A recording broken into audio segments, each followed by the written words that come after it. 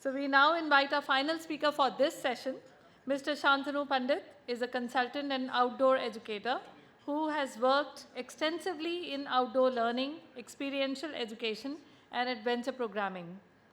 Through his work, he has consistently advocated for practical implementable guidelines that strengthen both safety culture and operational standards within adventure tourism. Today, he will speak on role of guidelines in risk management for adventure tourism. Ladies and gentlemen, please welcome Mr. Shantanu Pandit.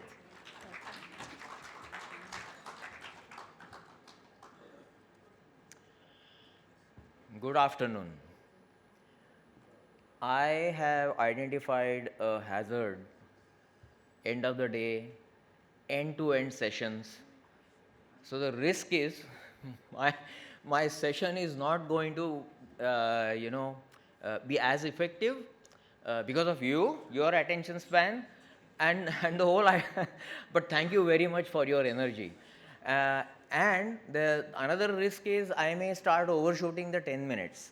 So if I don't hear, so this is where I bring in a risk management control. If I don't hear that bell tap, you can physically come and say, hey, Shantanu, this is done. Okay, so yeah. Okay, so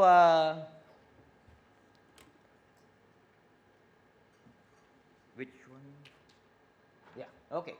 So the couple of times that I've been involved in evolving safety guidelines, the key question that was literally not debated but fought over was, do we need guidelines? We speak of SOPs, yeah, people have processes. We speak of guides, yeah, we have competent people. Regulation ho raha hai. Why do we need guidelines? And there have been fights over this. Quickly,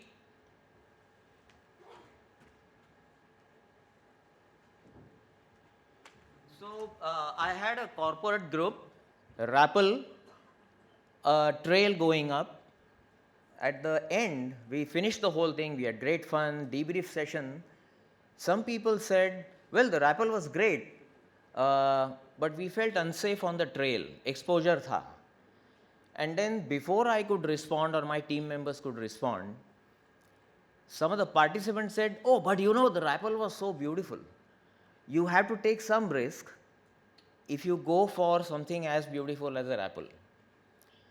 And you know, why I'm narrating this is, as one of the speakers pointed out, high risk activity, everything is very overt. And things are like, there is redundancy, there is beautiful briefing, everything is explained, gear is explained, and it's that gray area of a trail which has exposure. I am really intrigued by this graphic. So there is no time to look at this whole thing, but you can look at this whole thing and I am going to tell you something. So what I pointed out was, for me, the crux of guidelines is, you know what I told people, that yeah, you have differing perceptions.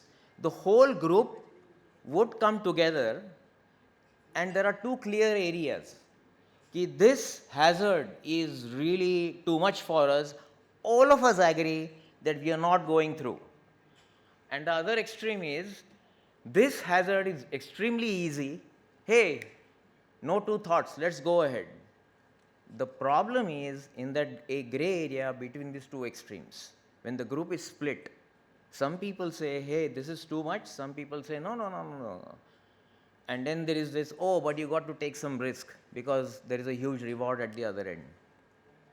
It's that gray area where the whole group has to come together to take a confident decision. Where does that confidence come from? So, as a company owner, as a field instructor or a group leader, I need a guideline to help me handle exactly such situations, in addition to a lot of other things. So that is how I begin to understand that, are there guidelines to help me in situations which cannot be defined in black and white? Are there guidelines which would give me the confidence and then give me a sense of control over that group that is hiking up, because there were just 3 or 4 of us, and the participants were about 20, which is a normal thing, you know, for a hike. Where do I start losing the sense of control? Guidelines help me gain a sense of control. So just a quick thing, the whole idea is we go out for adventure. If things start getting boring, people would stop coming to my programs. and if we go into the terror zone, then we are doing the wrong thing. And this is true for both staff, group leaders, as well as participants. So, in this discussion, I'll try to quickly tell you some big picture aspects, bring in a couple of things happening elsewhere in the world, and then let us see what is it that we perhaps could be doing in terms of next steps. Okay? So, I'm quoting Veristar. Veristar is an American company led by Jeff Byerlin. They have functioned in more than 50 countries. They work with governments to design the regulation. I'm quoting the source in order to tell you why I have chosen to quote from that company's blog. So it's a blend of these 3 things. The third one is by far the most difficult to implement. Government regulation is happening. Friends, the second thing is what we are talking about. Guidelines, in addition to crucial things like gear, um, guides, certificate, competence of guides, etc., etc. Obviously, they're all they're all extremely important. But sticking to my topic, we are looking at self-regulation. So this is what I was taught when I sat down in the state of Maharashtra with a bunch of us, about 25, 30 of us worked along with the government to create a set of guidelines. So we got to look at guidelines comprehensively. So SMS, Safety Management System, has been talked about enough today, right? And Brigadier Abe has already explained the ISO 21101, which is a systems approach. This has to be, what's the word, supplemented with a set of elaborate detailed guidelines depending on what kind of activity we are at, or what kind of set of activities we are addressing. And the third thing is documentation, which would help a lot of people to actually start implementing guidelines. So this is definition. I'm going to quickly go through this. So we are talking of a lot of recommendations. We are talking of a lot of protocols, codes of practice. I think the key point is guidelines are generic. What I, as an ATO or a club or any organization running outdoor education programs, what I need to do is study those guidelines and customize them into standard operating procedures for my operations, for my terrain, for my competence levels, so on and so forth. So that transition is really important.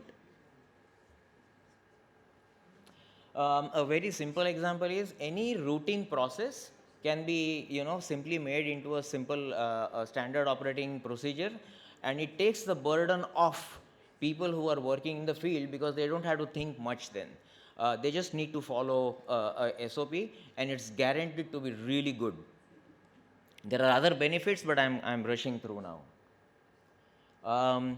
So a lot of times we see that, oh, but this is what I have been doing for the last 10 years. This is what I have been doing for the last 20 years. So the outcome of what I am offering depends on how one group leader functions and a second group leader functions. So we make it person independent. We make it a brand identification kind of a thing. And of course, quality identified process. I think the great thing is we are talking of measurable outcomes, which is where the documentation actually fits in. So if you keep a record of all operations, then it's possible to review your own functioning and hence improve. And enough has been talked about continuous improvement, feedback loops. That's what we are talking about. The great thing is, if a company has a set of guidelines based on which SOPs have been derived, then your staff will feel a lot of support, that this is an organization that supports my performance, that supports my decisions, with the help of documents, with the help of set processes, with the help based on studied guidelines, so on and so forth. The last part, the last two words are really important. We are looking at organizational culture. An open, transparent, supportive, growth oriented organizational culture is an inherent part of risk management. So, any employee, any club member, any outdoor educator should feel the freedom to express a difference of opinion in the organization that they are working for. If this freedom doesn't exist, it is a safety issue. So, organizational culture is an extremely important part, and that is why safety management systems are important, because it's the top leadership that can actually drive a very healthy culture. Healthy is safe culture. Yeah, very quickly, I'll just see if I want to highlight something. So, emergency preparedness is something that guidelines directly help us, be better at, and that's the first step towards risk management. Our emergency preparedness should be extremely robust and proactive. Standardization we have talked about, certifications we have talked about.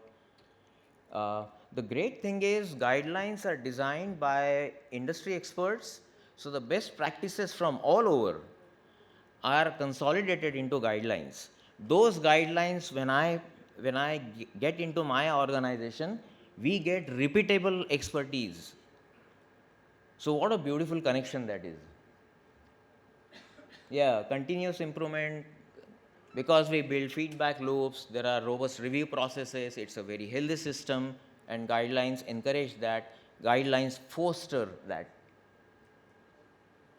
Government policies we need to take advantage of. Funding has been touched upon, and I hope funds are released for a lot of things, and we can then align ourselves with the government direction.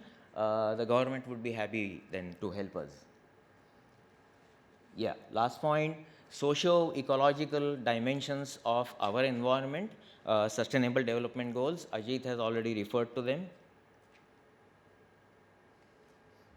And guidelines have a very comprehensive outreach. So right from pre-trip to post-trip, I'll see if I want to highlight anything. You know, customers would love us when they get this crisp, clear, and beautifully worded document right from pre-trip information. They would simply love us. I have seen this happen. So I have changed the efficiency of my rappel session just because I followed a guideline and changed the way I briefed a rappelling group. It's quite amazing. I have concrete data about it. Customers simply would love you if you follow guidelines.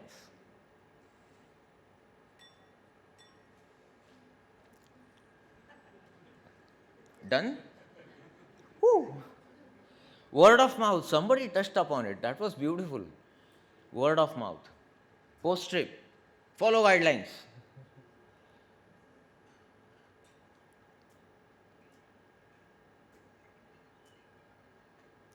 So guidelines are for all, including insurers. And there is a fantastic point there, partnering on risk data. We need to network. We need to exchange data that would help all of us. Yeah, you can get all this. You can get all this on the net. So, thank you.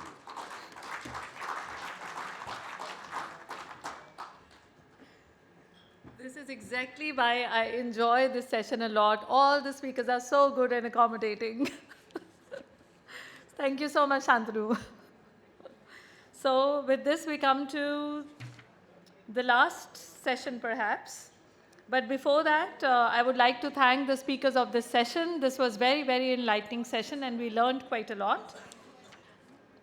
And I would also like to give a quick reminder that please still keep your mobile phones on silent. It would be helpful.